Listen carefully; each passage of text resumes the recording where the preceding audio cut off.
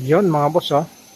Nakikita nyo, ang ganda rito talaga sa lugar na to. Tingnan nyo yung white sand na yan na nasa harapan natin. Oh. May mga naliligo ngayon. Yun.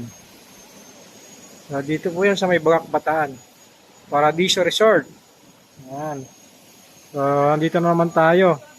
Kasi nagsiservisyo tayo. I-check tayo ng mga aircon at saka nung ibang electrical na nandito mga boss, no? So, ito yung mismong area, kung makikita nyo ito, yan. Dalawa kasi may-ari nito, itong kabilang to, may may-ari din yan, no? Tapos bukod din to, may may-ari din dito. So, yan yung mga, ano nila, mismong,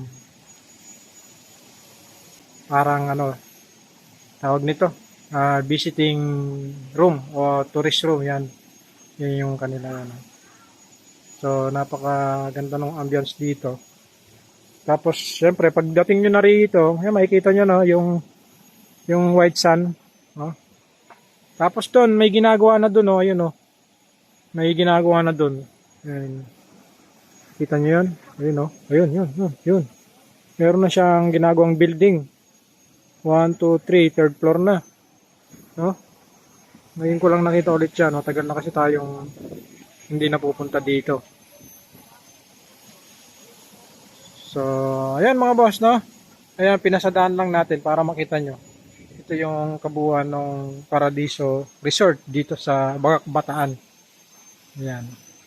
May mga cottage din naman dito. Doon may mga cottage din doon, ayun, no, sa kabila. Tapos kitang-kita nyo na dito yung kabuuan ng dagat. Ayan.